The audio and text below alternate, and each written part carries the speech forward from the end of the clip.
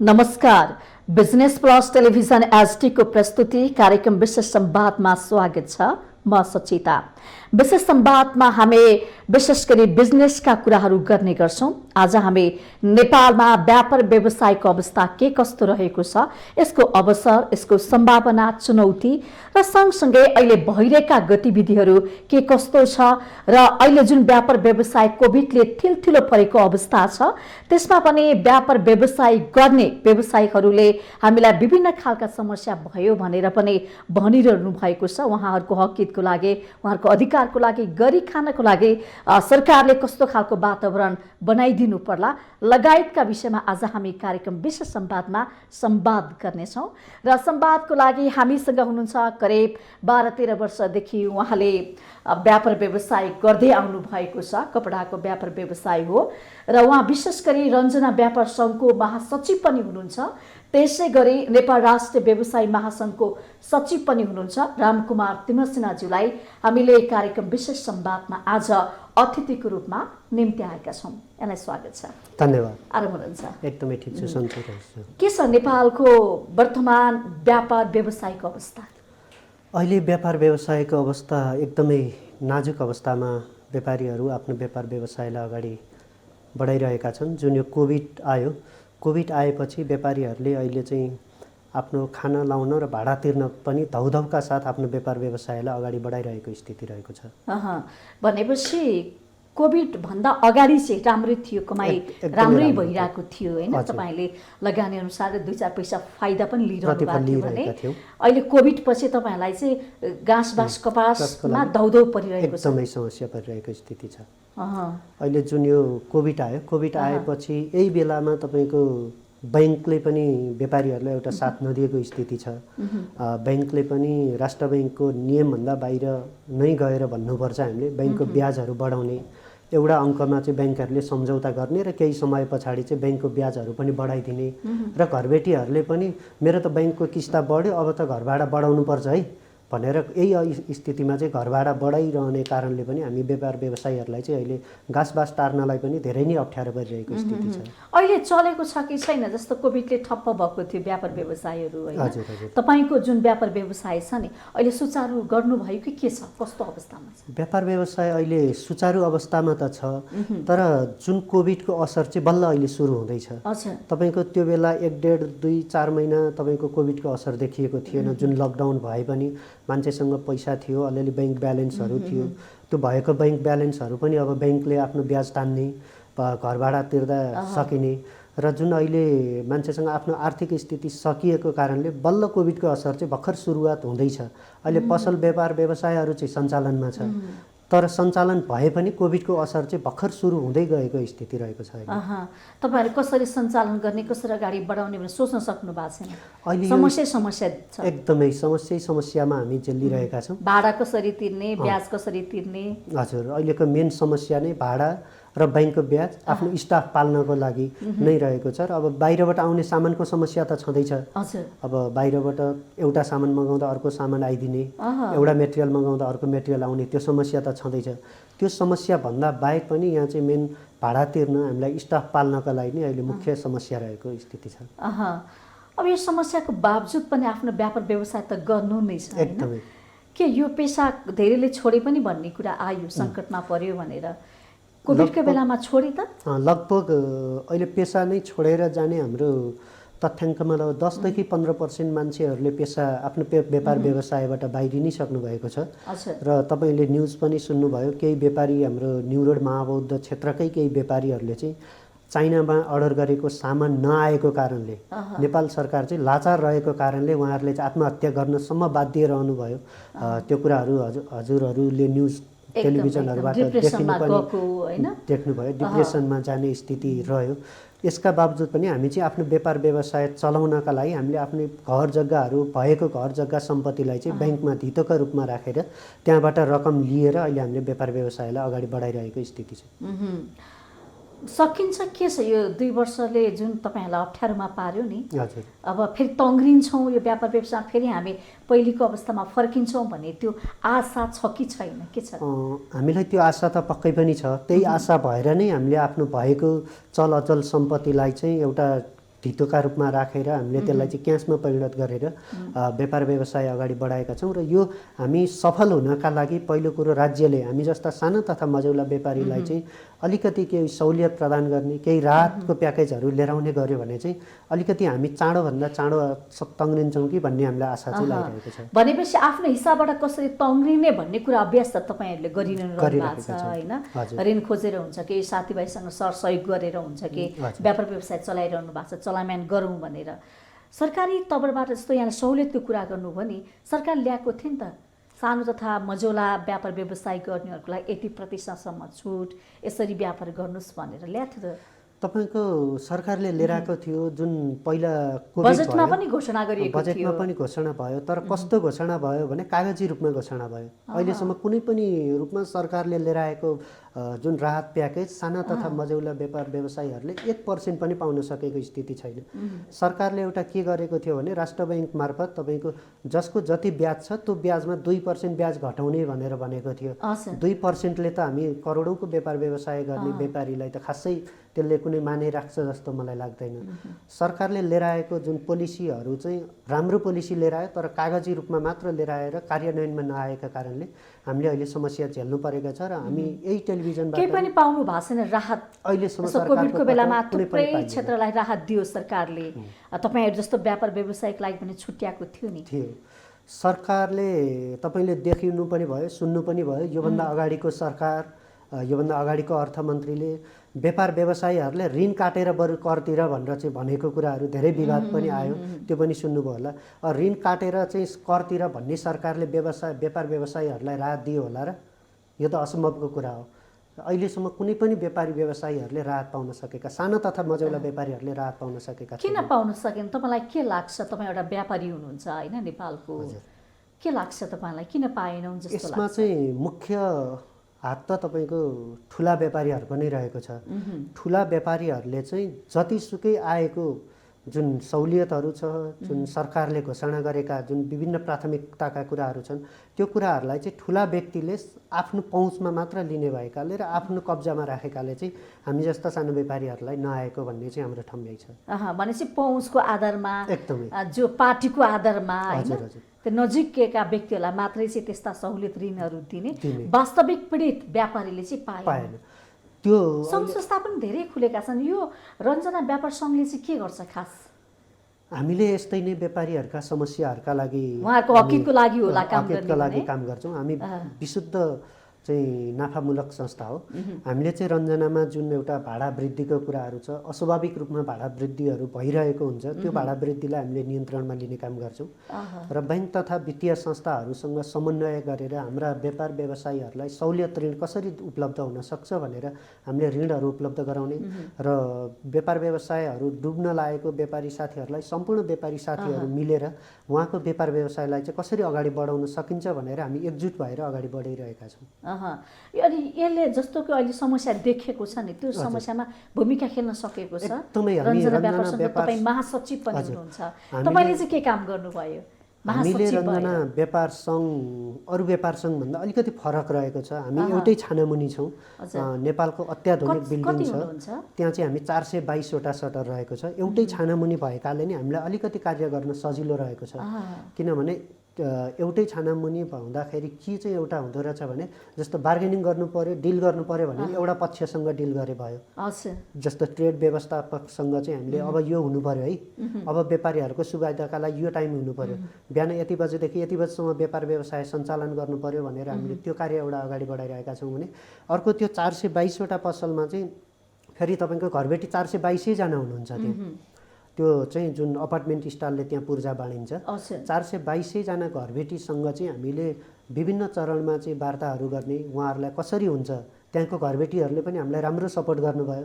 जुन कोभिडको टाइममा चाहिँ कुनै पनि व्यापार सङ्घ र कुनै स्थानमा पनि कुनै व्यापारीले पनि तपाईँको सहुलियत नपाएको स्थितिमा हामी रञ्जना व्यापार सङ्घको पहलले हामीले चाहिँ गएको 3 महिना जुन सुरुमा 3 महिना लकडाउन भयो, त्यो 3 महिनाको चाहिँ हामीले 50% घरभाडा चाहिँ घरबेटीहरूलाई छुट गराउन हामी सफल भयौँ। त्यस पछाडि अस्ति पनि यो कोभिडले लकडाउन भयो, त्यो लकडाउनमा पनि हामीले चाहिँ 25% घरभाडा चाहिँ घरबेटीसँग छुट माग्ने र जुन घरभाडा बढ्ने स्थिति थियो, जस्तो सम्झौता अनुसार 2 वर्षमा 10% घरबाट बढ्छ त्यो सम्झौतालाई चाहिँ कोभिड अवधिभर तपाईँको कोभिड चाहिँ नसिद्धिन्जेलसम्म भाडा बढ्न नपाउने र व्यापारीहरूले चाहिँ अलिकति राहतको महसुस चाहिँ त्यहाँबाट गरेका छन्। भनेपछि तपाईँहरूले जति पनि छन् तपाईँहरूको छात्र सङ्गठनभित्र रहेका ती व्यवसायीहरूको व्यापारीहरूको हकितमा काम गरेको छ यो रञ्जना व्यापार सङ्घ। यसको मुख्य उद्देश्य चाहिँ के हो, यसको रणनीति भन्छ नि त? मुख्य उद्देश्य भनेको नै व्यापारीहरूका लागि चाहिँ व्यापारीहरूले ग्राहकलाई सुविधा दिने र व्यापारीहरूका हकहितका लागि जस्तो उद्देश्य भनेको विभिन्न राज्यले दुःख दिने गर्छ। तपाईँलाई थाहा पनि होला कहिलेकाहीँ अब चाडबाड आउँछ 11 महिना राज्य सुतेर बस्छ, जब चाडबाड र दसैँ तिहार आउँछ अनि राज्यले यसले कालोबजारी गर्यो भन्छ, अनुगमनको कुराहरू आउँछ।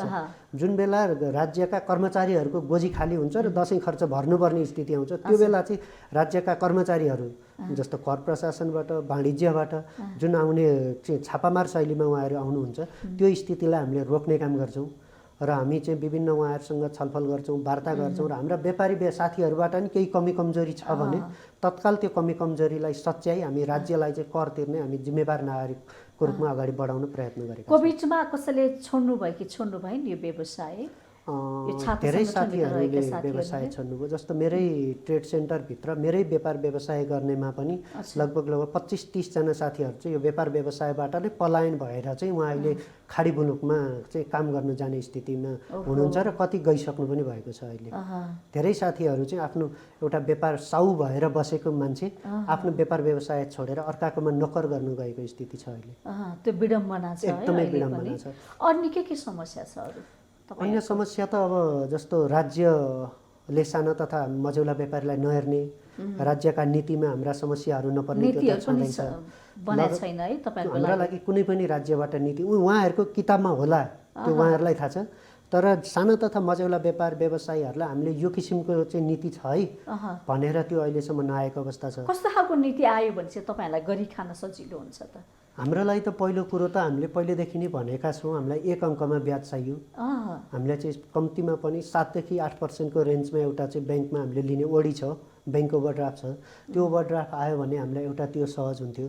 अर्को तपाईँको जुन अन्डर बिलिङ सिस्टम छ, हाम्रो जुनसुकै सामानहरू पनि अन्डर बिलिङमा भन्सार छुटेर आउँछ, त्यसलाई चाहिँ तपाईँको जुन फुल भ्यालु लियोस् सरकारले, फुल भ्यालु लियोस्, तर अहिले हामीले चाहिँ 35 देखि 40% राजस्व तिर्छौँ, 20% भन्सार तिर्छौँ, 13% हामी भ्याट तिर्छौँ, लगायत अन्य चाहिँ गरी तपाईँको 35-40% हामीले राजस्व तिर्दाखेरि कमसेकम हाम्रो सामानको फुल भ्यालुमा आएर केही हदसम्म चाहिँ त्यो राजस्वको पर्सेन्ट घटेर तपाईँको 20 देखि 25%मा राजस्वको दर आउने र हाम्रो भएको सामानको चाहिँ फुल मूल्याङ्कन गरिदिएर हामीले चाहिँ फुल भ्यालुमा सामान बेच्नु पायौँ भने त्यो जति राम्रो केही हुँदैन थियो र हामीले भन्सारमा समस्या छ है तपाईहरुलाई पहिलो कुरा चाहिँ? हजुर, भन्सारमा अब पहिलो कुरो त अन्डर बिलिङको समस्या छँदैछ। दोस्रो कुरो म आफू मेरो सामान मैले चाइनाबाट अर्डर गर्छु, त्यो सामान मैले भन्सारमा डाइरेक्ट छुट्टाएर लिएर आउन सक्दिनँ किनभने त्यहाँ बिचौलिया छ एउटा। त्यो बिचौलियाले हामीलाई जान दिँदैन कि त्यो स्थानमा। त्यस भएपछि हामीले हाम्रो सामान उसलाई जिम्मा दिएर उसले त्यो सामान कसरी लिएर आउँछ, उसलाई हामीले हाम्रो सामान भन्सार छुटाएर लिएर आउँदा उसलाई नाफा दिएर हामीले छुटाउनु पर्ने स्थिति छ। त्यो बाध्यता, त्यो एकदमै बाध्यता छ। रेडमेड तथा जुत्ता चप्पल जे सामान आयात गर्दा पनि हामीले अरूलाई भनेर मात्र ल्याउनु पर्ने स्थिति छ।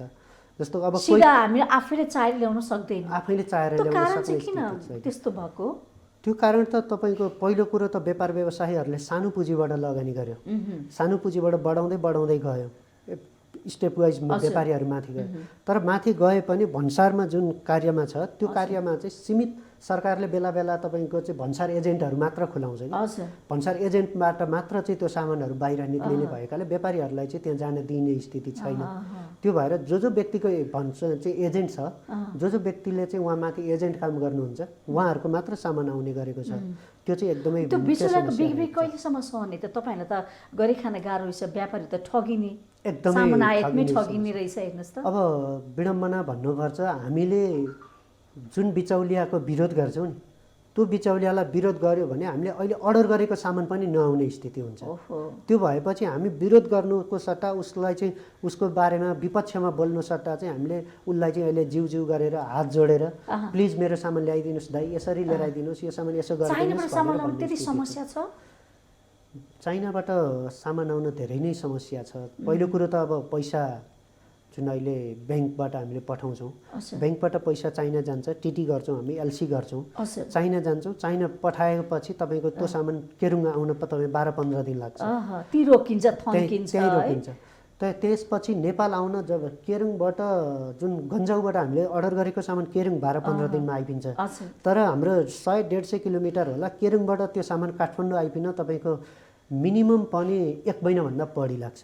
अनि यो एकदमै मुख्य समस्या भनेको नेपाल सरकारले चाहिँ एउटा जिम्मेवार नहुनु, नेपाल सरकारका माताहतका कर्मचारीहरू व्यापार व्यवसायप्रति जिम्मेवार सामान नहुनु। कुहिने सामानको डेट जाने त्यो समस्या त हुन्छ नि त हैन, तपाईँको लगानी मेरो आफ्नै कुरा गर्नुहुन्छ भने मैले असारको पहिलो हप्ता मैले जाडोको सामान हालेको हो, हजुर साउनमा त्यो सामान मेरो केरुङमा आयो।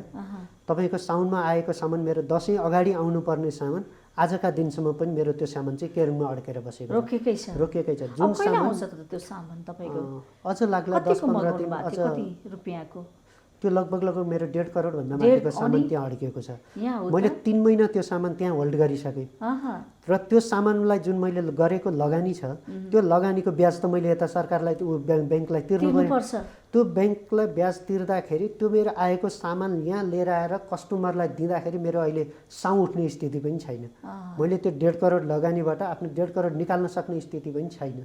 त्यो स्थितिबाट हामी व्यापार व्यवसायीहरू बाँचिरहनु परेको छ। जस्तो यो विषयमा चाहिँ सरकारले हाम्रा लागि सरकारलाई थाहा छैन र सामान यसरी रोकिएको छ भनेर, केरुनाकामा सामान यसरी बसेको छ भनेर सरकारलाई पूर्ण रूपमा थाहा छ। तर पनि सरकारले चाइना सरकारसँग चाहिँ एउटा ठोस वार्ता गरेर चाहिँ सम्झौता गर्नु पर्यो, वार्ता गर्नु पर्यो, संवाद गर्नु पर्यो, त्यो खुलाउनको लागि पहल गर्नु पर्यो। पहल गर्नुपर्ने हो। भनिन्छ नि ठुला माछाले साना माछालाई किच्छ भनेर। अहिले चाइनाले सूचना त पुगेको छ नि है राज्य एकदमै छ। हामीले तह तबकाहरूमा सबैतिर पुगेको छ नि। हामीले वाणिज्य मन्त्रालयमा पनि गएर भन्छौँ, उद्योग मन्त्रालयलाई पनि गएर भेट्छौँ।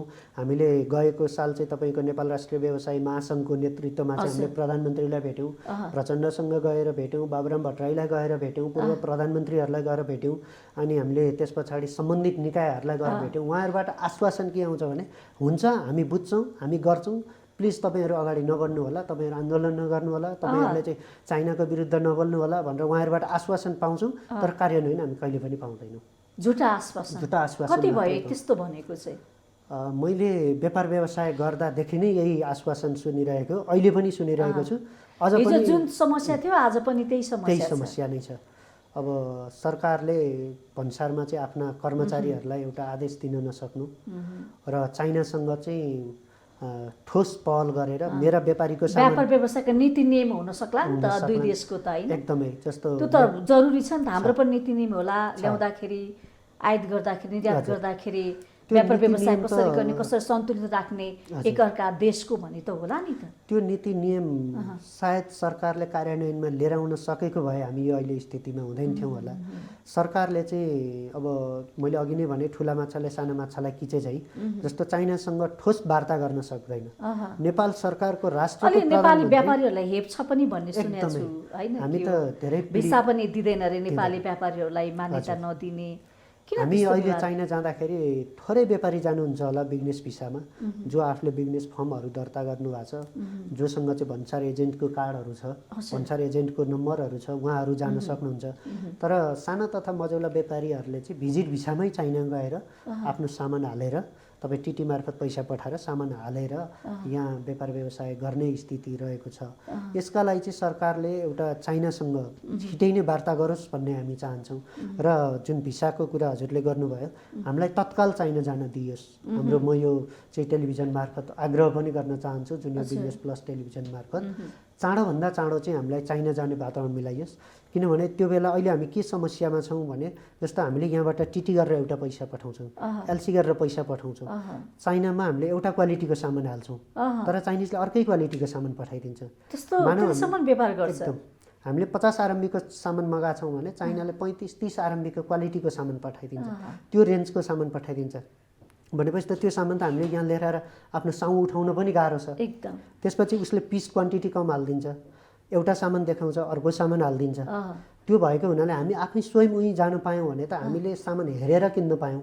हामीले खरिद गरेको सामान नेपालीले कुन सामान मन पराउँछन् त्यो अनुसारको हेर्न पाइयो नि त, ल्याउन पाइयो। त्यो स्थितिका लागि चाहिँ नेपाल सरकारले चाहिँ तपाईँको चाँडोभन्दा चाँडो चाहिँ चाइनाकोसँग चाहिँ कूटनीतिक पहल गरेर नेपाली व्यापारीहरूलाई चाहिँ चाइना हामी निर्भर चाहिँ चाइनासँगै हो। जति पनि सामानहरू ल्याउँछौँ नि हामी, जुत्ता चप्पल कपडाहरू सबै कुरा रेडिमेडका सामानहरू बाहिर अन्य देशसँग छैनौँ। बढी मात्रामा नजिक चाहिँ हामी नजिक हामी चाइना नै हुनुपर्ने स्थिति छ, किनभने एउटा रेटको हिसाबले नै हामी चाइना नजिक हुनुपर्ने छ। अर्को चाइनाले चाहिँ नेपालीले कस्तो सामान युज गर्छ उसले त्यही रेन्जको सामान बनाइदिन्छ। त्यही सामान उसले चाहिँ नेपालीले मन पराउने लगाउने सामान चाहिँ चाइनाले बनाउँछ। उसले 5 आरम्भीको त्यही सामान पनि बनाइदिन्छ। उसले त्यही सामानलाई युरोप जाने 50 आरम्भी क्वालिटीको सामान पनि बनाउँछ। भनेपछि हामीले चाइनासँग आत्मनिर्भर नरही त उपाय नै छैन। र अहिले अलिअलि चाहिँ नेपालमा पनि कल कारखानाहरू फस्टाउँदै आएको, लकडाउन पछि चाहिँ तपाईँको विभिन्न कल कारखानाहरू खुलेका छन्। तपाईहरुले पनि खोल्नु भएको छ हैन? हामीले पनि जुन एउटा अहिले लकडाउन पछि एउटा कल कारखानाहरू खोलिया छ। कल कारखाना खोले पनि दुःखको कुरा चाहिँ मेटेरियल चाहिँ चाइनाबाटै ल्याएर आउनुपर्छ। तपाईको कारखाना कस्तो खालको कारखाना हो बताइदिनुस्? हाम्रो कारखानामा चाहिँ तपाईँको अहिले जुन पाइन्टहरू, टी सर्टहरू, ट्राउजर, नेपाली हुडी लगायतका ज्याकेटहरू, ट्र्याक सेटहरू बन्ने कारखाना हो, जहाँ चाहिँ 20-25 वटा मेसिन राखेर काम गरिन्छ। त्यसमा चाहिँ के छ भने फेरि कालीगढ पनि हामीले विदेशबाट लिएर आउनुपर्ने स्थिति छ। सामानहरू चाहिँ बाहिरबाट ल्याउनु पर्ने, सामान पनि बाहिरबाट लिएर आउनु पर्यो। र जुन उत्पादन गर्ने सिलाउने कालीगढहरू हुनुहुन्छ, नेपाली कालीगढहरू यहाँ छैन। अब नेपाली व्यापारी दाजुभाइहरू बरु 18,000मा खाडीमा काम गर्न जानुहुन्छ, यहाँ 30,000मा त्यो लुगा सिलाएर बस्नुहुन्न कि। त्यो एउटा विडम्बना पनि रहेको छ। अर्को विडम्बना त अब हामी यहाँ मानौँ यो ज्याकेट मैले यहाँ बनाएँ भने ज्याकेट यहाँ म बनाउँछु, क्वालिटीको ज्याकेट बनाउँछु, तर यो बनाउने ज्याकेटको मेटेरियल मैले चाइनैबाट लिएर आउनुपर्छ अथवा इन्डियाबाट लिएर आउनुपर्छ, बङ्गलादेशै जानुपर्छ। त्योभन्दा बाहेक हाम्रो विकल्प अहिले रहेको छैन। कारखाना चलाउन पनि मुस्किलै पर्ने जस्तो एकदमै मुस्किल छ। कालीगढ नपाउने एउटा समस्या छ। त्यस पछाडि र मेटेरियल यहाँ उत्पादन हुँदैन, बाहिरबाट लिएर आउनु पर्यो, र मेटेरियलको अर्को समस्या छ। त्यस पछाडि कालीगढमा पनि ग्रुप हुन्छ, एउटा ग्रुपले न्यू खोज्यो भने तपाईँ कुनै कालीगढले पनि काम गर्दैन, उसलाई यहाँ रिजाएर राख्न पनि समस्या छ। किन काम गर्दैन भने ऊभन्दा अर्को कालीगढ यहाँ छैन, अप्सन छैन हामीसँग। त्यो भएका कारणले चाहिँ हामीले अहिले कारखाना पनि धौधौका साथ सञ्चालन गरिरहेका छौँ। कति लगानीमा खोल्नु भयो कारखाना? खास हाम्रो कारखाना लगभग 50 लाखभन्दा माथिको लगानीमा रहेको छ। रोजगारको हिसाबले हेर्ने भने कतिजना रोजगार दिनुभएको छ? त्यो कारखानामा हामीले लगभग 35देखि 40 जनालाई रोजगार अहिले दिएका छौँ। तपाईँको 15-20 जना सिलाइ गर्ने साथी कालीगढहरू हुनुहुन्छ। त्यस पछाडि त्यसको फिनिसिङ गर्ने, धागो काट्नेहरू 2-4 जना हुनुहुन्छ, प्याकिङ गर्नेहरू हुनुहुन्छ, आइरन लगाउने हुनुहुन्छ, त्यस पछाडि मार्केटिङ हेर्ने हुनुहुन्छ। हामीले चाहिँ अहिले प्रत्यक्ष रूपमा 35-40 जनालाई रोजगारी दिइरहेका अवस्था छ। त्यसमा नेपाली त थोरै मात्रामा हुनुहुन्छ है? नेपाली दाजुभाइ थोरै मात्रामा हुँदैन, 2-3 जना मात्र नेपाली साथी हुनुहुन्छ, सबै हाम्रो इन्डियनहरू साथी। तर नेपाली धेरै बेरोजगार छन् भन्छन्, तर किन रोजगारसँग जोड्न सकेनौँ हामीले? तपाईँको पहिलो कुरो त सरकारले नेपाली उत्पादनलाई अलिकति जोड दिएर तालिम दिनु पर्यो। जस्तो नेपालीहरूले सिकाउनु पर्यो, तालिम दिनु पर्यो। जस्तो सिलाइ बुनाइको तालिम दिनु पर्यो। जुत्ता बनाउने कालीगढ छ भने जुत्तासँग सम्बन्धित दिनु पर्यो। कुन व्यक्तिले चाहिँ कुन क्षेत्रमा काम गर्छ, चप्पल कारखाना पनि छ नि त नेपालमा, धेरै नै छ। जस्तो जुत्ताकै कुरा गर्नुहुन्छ भने क्यालिबर जुत्ता नेपालको 1 नम्बर ब्रान्डमा पर्छ। त्यस पछाडि रकेट छ, BFTR लगायतका जुत्ताहरू छन्। त्यस्तै नेपाली ब्रान्डहरू पनि अहिले यहाँ उत्पादन गर्छन्। जस्तो नोभेम्बर जिन्स हेर्न सक्नुहुन्छ, LVD छ हैन। त्यस पछाडि 3D छ। तर किन प्रचार प्रसार हुन सकेन तपाईको यो ब्रान्डका, नेपाली ब्रान्डका विषयमा? नेपालमा लगभग नेपालमा दर्ता भएका र एसोसिएसनमा आबद्ध ब्रान्डहरू 20-22 वटा छन्। 20-22 वटा ब्रान्डमा चाहिँ तपाईँको प्रचार प्रसार उत्पादन गर्नेले गरेकै छ। तर नेपाली नागरिकहरूले कस्तो फिल गर्नुहुन्छ भने यो त नेपाली सामान त हो नि भन्ने टाइपले फिल गर्नुहुन्छ कि। हामी युरोप सामान पठाउन सक्छौँ। जस्तो नर्थ फेस युरोपमा जुन लगाइन्छ, नर्थ फेस चाहिँ तपाईँको 1 नम्बरको नर्थ फेस नेपाली हो भनेर बुझिन्छ कि। हामी त्यो क्वालिटीको सामान दिन्छौँ, तर नेपालीको दिमाग अझ पनि के छ भने यो त नेपाली त हो नि, नेपाली भन्ने बित्तिकै सामान नराम्रो भन्ने छाप छ कि। त्यो छाप चाहिँ अहिले पनि हामीले मेटाउन सकेको अवस्था छैन। पोहोर परार भन्दा त हेरेको दृष्टिकोणले हेर्ने नेपाली वस्तु प्रयोग गर्नुहुन्न भन्ने स्थिति छ। पहिला त हुन्छ नि, एकदमै क्वालिटी हुन्छ। तपाईँको चाइनाको तुलनामा नेपाली क्वालिटी राम्रो पनि हुन्छ, टिकाउयुक्त पनि छ र चाइनाभन्दा केही हदसम्म सस्तो पनि पर्छ। हामी क्वालिटीलाई सस्तो सामान दिन्छौँ, तर उपभोक्ताले चाहिँ ओ यो नेपाली रहेछ भनेर अहिले हामी उहाँले चाहिँ खरिद नगर्ने स्थिति छ। त्यो स्थिति भएर बुझाउनु पर्यो नि त हामीले पटक पटक राम्रो छ, बुझाएका पनि टिकाउ छौँ। छ, गुणस्तर छ, पैसा पनि थोरै छ, छ। नेपाली वस्तुलाई प्रयोग गरौँ, हामी मेड इन नेपाल भनिरहेका छौँ नि त हामीले त्यो आफै बनाउने आफै प्रयोग गर्ने अब भन्ने कुरा आइरहेको त्यो छ। हामीले त्यो गर्छौँ। जस्तो मैले अहिले लगाएको यो सबै सामान नेपाली हो।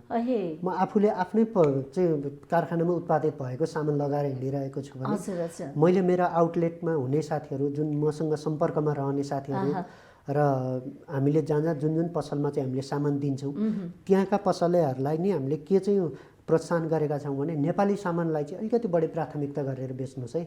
अब नेपाली सामान चाहिँ यो ब्रान्ड हो, नेपाली यस्तो यस्तो हो, नेपाली सामानलाई अलिकति बढी प्राथमिकता दिनुहोस् भनेर उहाँहरूले पनि त्यही अनुसार अगाडि बढ्नु भएको छ। र जो साथीले नेपाली ब्रान्ड लाउनु भएको छ उहाँले दोहोऱ्याएर त्यही सामान खोज्नुहुन्छ। जस्तो अहिले जुत्ताको मामिलामा मान्छे क्यालिबरै खोज्छ, गोलिस्टारै खोज्छ होइन, त्यस पछाडि बिएफ टियरीले खोज्छ, रकेट सुजै खोज्छ नि। किन खोज्छ भन्दा एउटा डेङ्गु बुट तपाईँको बाहिरबाट लिएर आउँदाखेरि 5,055 पर्छ भने यहाँ क्यालिबरले तथा अन्य जुत्ताहरूले त 2,200-2,400मा दिएछ। उसले क्वालिटीको जुत्ता पनि दिएछ। 6 महिना 1 वर्षसम्म केही भयो भने उसले रिपेयर पनि गरिदिन्छ।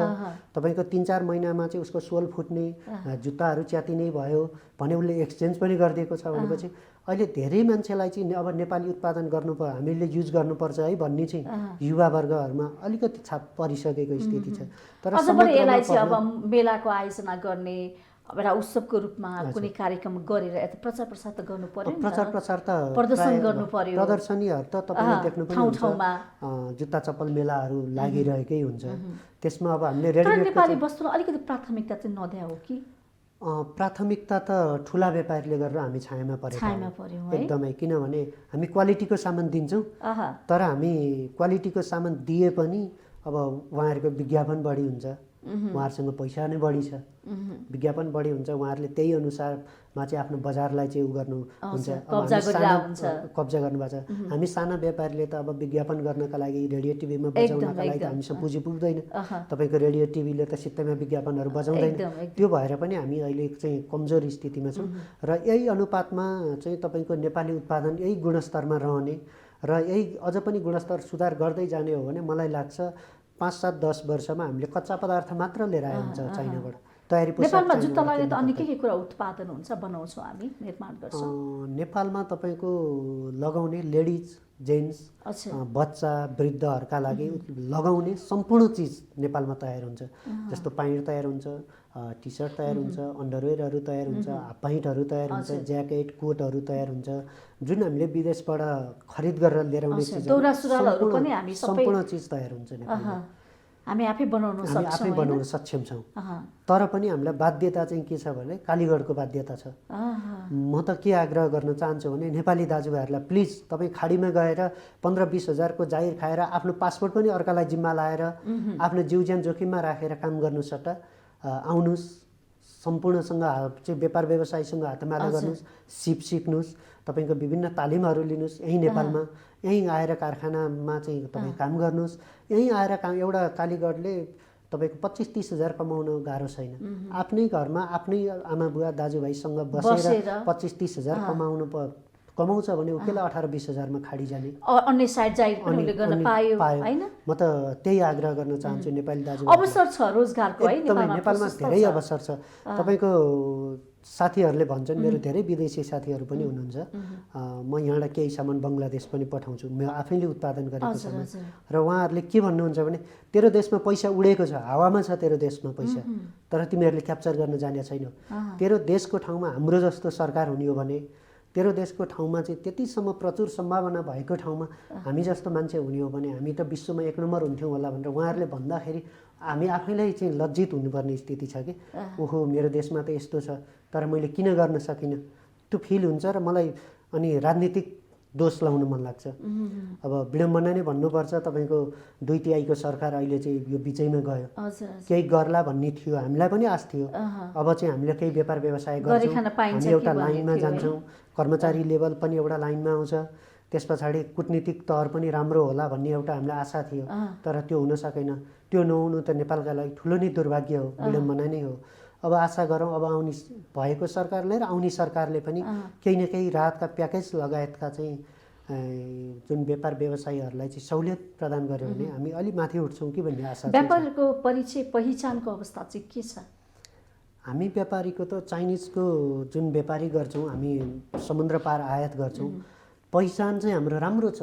म चाइनाको व्यापार गर्छु है भनेर भन्दाखेरि ओहो यो त चाइनाको व्यापारी रहेछ है, यो त ठुलो मान्छे हो भन्ने पहिचान चाहिँ छ। तर भित्री रूपमा चाहिँ खोक्रो भइसकेको छ। देख्दा समाजले हेर्दाखेरि यो बाहिरको व्यापार गर्छ भन्ने स्थिति त छ, तर भित्री पीडा त ऊ आफैलाई थाहा छ। त्यो भएर अब पहिचान राम्रो छ, आफ्नो पहिचान अनुसारको प्रतिफल चाहिँ व्यापारीले पाउन सकेको छ। भनेपछि बाहिरको सामान ल्याउन पनि हामीलाई समस्या छ धेरै है? एकदमै समस्या छ। पहिलो कुरो त हामीलाई बाहिर जानै समस्या छ। दोस्रो कुरो नेपालबाट चाहिँ जुन आएको सामान भन्सारमा आउँछ, अघि नै मैले भनिहालेँ भन्सारमा अर्को समस्या छ। भन्सार पनि महँगै छ है तपाईलाई? त्यहाँ कर्मचारी तन्त्र छ, त्यहाँ चाहिँ बाहिरको मान्छे गएर काम गर्न सक्ने स्थिति हुँदैन। त्यहाँ एउटा सेटिङ चल्छ, त्यो सेटिङबाट मात्र सामान बाहिर आउने स्थिति छ। त्यो स्थिति भएको हुनाले व्यापार व्यवसायीहरूलाई अलिकति गाह्रो भएको छ अहिले। अब तपाईँ यस्तो नेपाल राष्ट्रिय व्यवसाय महासङ्घको सचिव पनि हुनुहुन्छ, यसमा चाहिँ के काम गर्नुहुन्छ तपाईँ? नेपाल राष्ट्रिय व्यवसाय महासङ्घ हामी काठमाडौँ, भक्तपुर र ललितपुरमा रहेका 21वटा सङ्घ संस्थाहरू, जस्तो मेरै भनौँ रञ्जना व्यापार सङ्घ जस्तै अरू 21वटा सङ्घ संस्थाहरू मिलेर हामीले खोलेको एउटा सङ्घ संस्था हो। र यसले गर्ने भनेको पनि व्यापारीका हकहितका लागि नै कार्य गर्ने हो।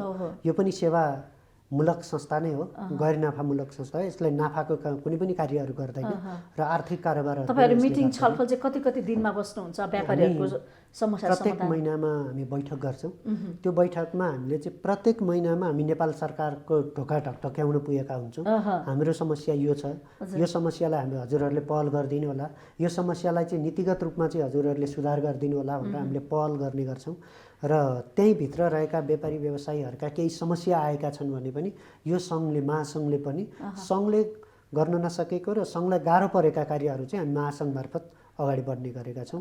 र कोभिडमा पनि देख्नुभयो होला नेपाल राष्ट्रिय व्यवसाय महासङ्घले तपाईँको विभिन्न राहतका प्याकेजहरू हामीलाई चाहिन्छ भनेर नै नेपाल राष्ट्रिय व्यवसाय महासङ्घले आवाज उठाएर नै राष्ट्र बैङ्कले 2% ब्याज छुट दिएको हो।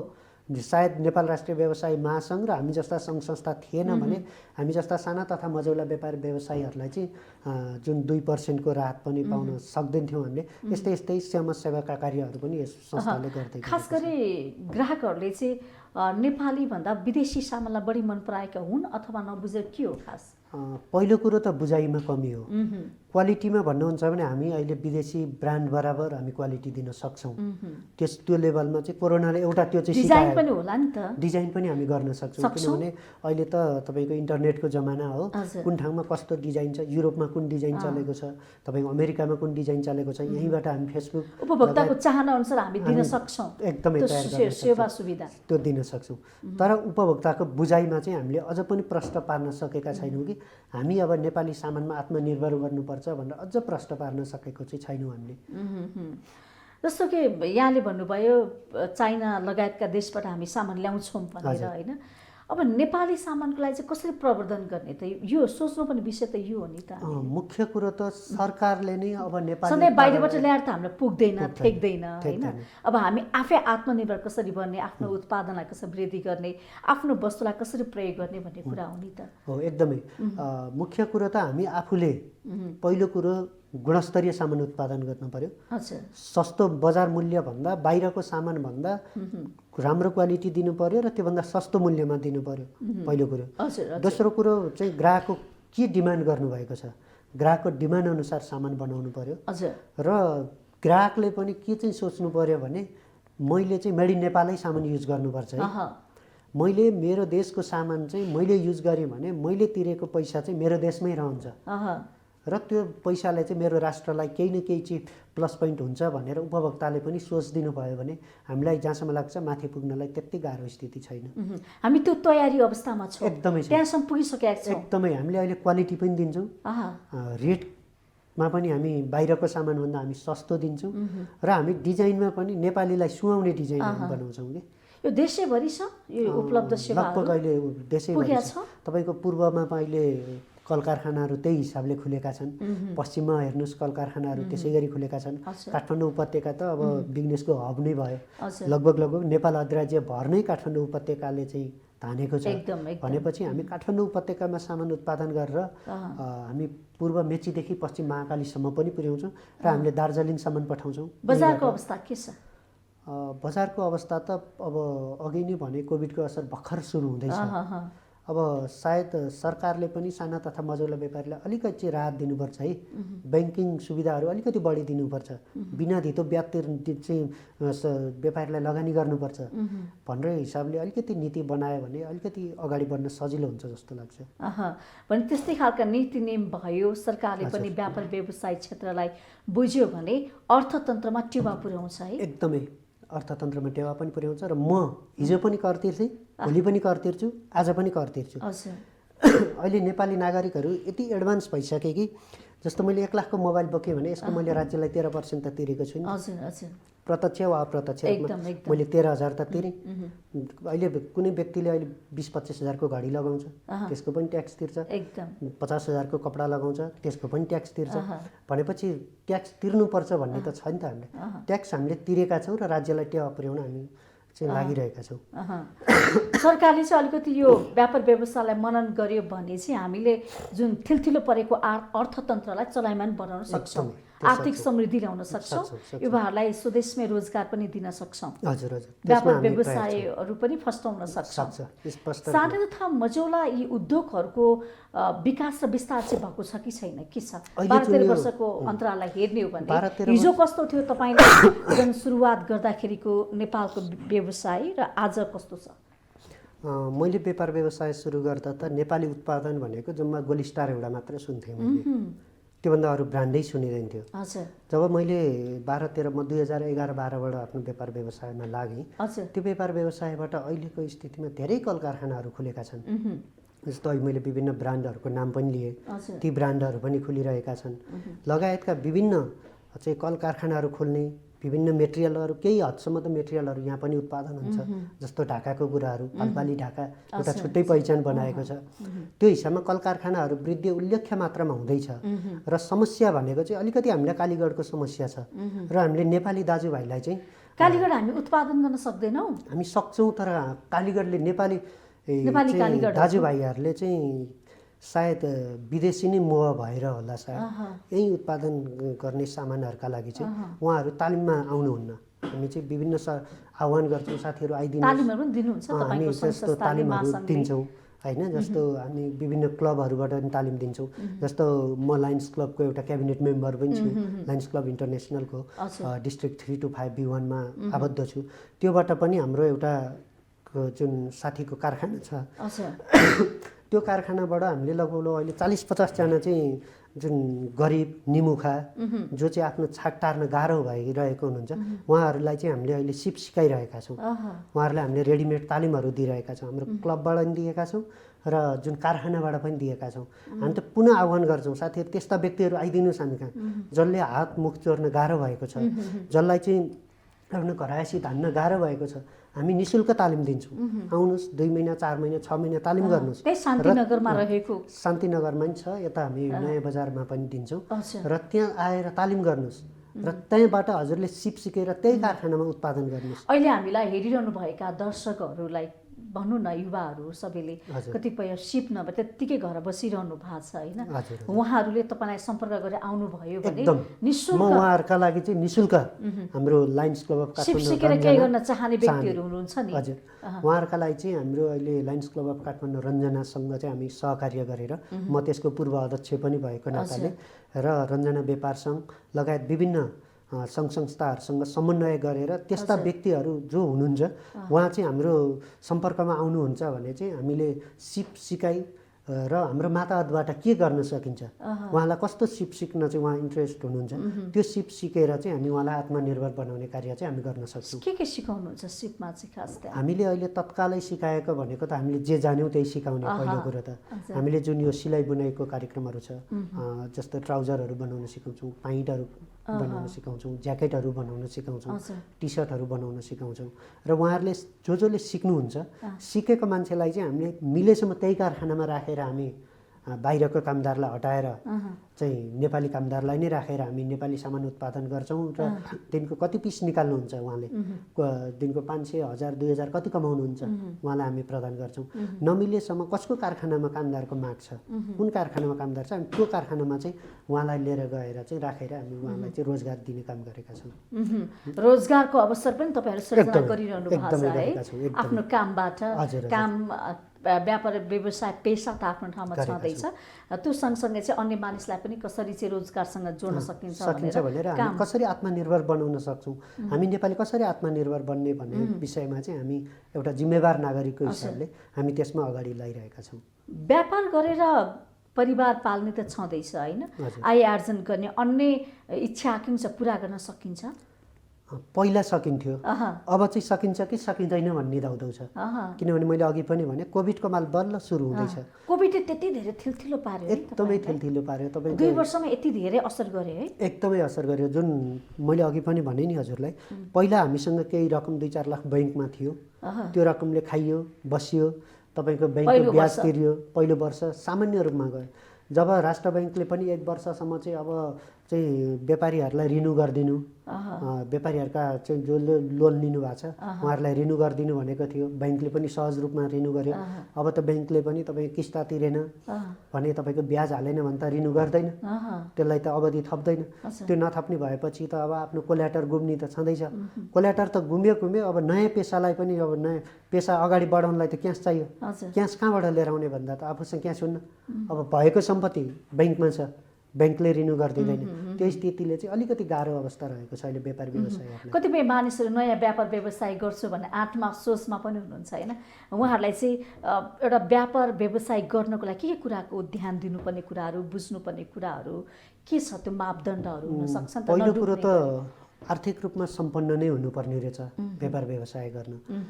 बैङ्कबाट लोन लिएर घर जग्गा बैङ्कमा राखेर व्यापार गर्न कोही साथी आउनुहुन्छ भने कृपया म त नआउनुहोस् भन्छु, किनभने अहिलेको स्थितिमा भविष्य छैन, डुब्ने नै स्थिति छ। अब सायद होला 6-8 महिनापछि अलिकति अब सुधार भइ पनि रहेछ।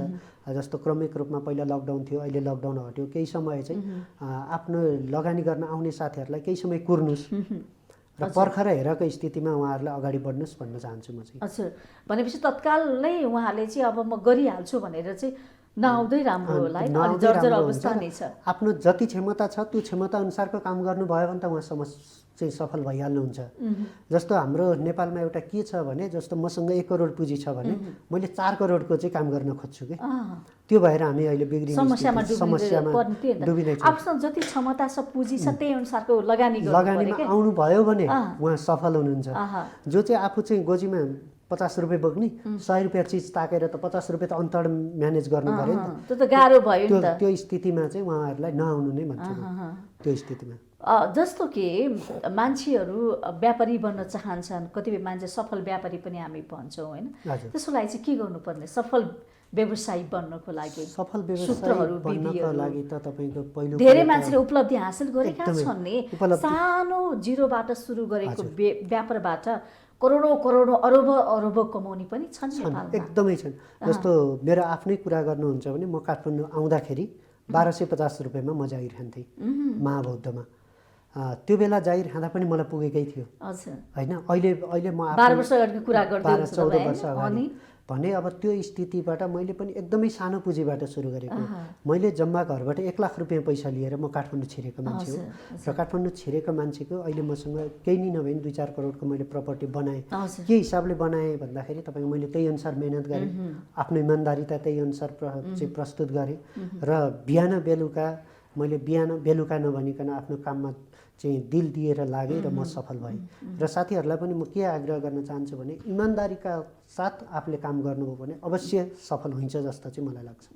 त्यो वातावरण छ व्यापार व्यवसायको वातावरण, अहिले बजारको कुरा चाहिने होला, बजारले त अलिकति त्यो हैन, फेरि त्यो अनुसारको माग हुनु पर्यो। हामीले अलिक सम्भावना देखिएको चाहिँ केमा छ खासमा?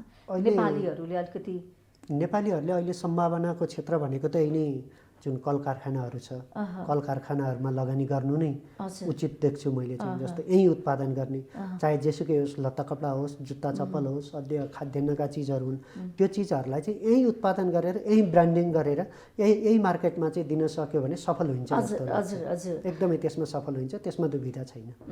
डुब्ने त्यस्तो खतराहरू त्यस्तो केही पनि छैन। यही उत्पादन गरेका सामानमा हामीले गुणस्तरमा चुनौती भन्छ नि त कतिपय पुरानो नयाँ व्यापारीहरूलाई के छ चुनौती भन्ने कुरा छ नि त। आउने चुनौतीहरू, भइरहेका चुनौतीहरू, विगतका चुनौतीहरूलाई पनि चुनौतीहरू त धेरै नै छन्। जस्तो हामी पुराना व्यापारीहरूलाई हाम्रा लागि चुनौती भनेको एउटा आर्थिक चुनौती मात्र हो, किनभने हामीसँग बजार पनि अलरेडी छ। हाम्रो माल बेच्नलाई चाहिँ साथीहरू पनि तम तयार हुनुहुन्छ, गुणस्तरको माल बन्छ, यसले बनाएको माल राम्रो हुन्छ, चिजको माल बन्छ भन्ने कुरो सबै साथीहरूलाई छ।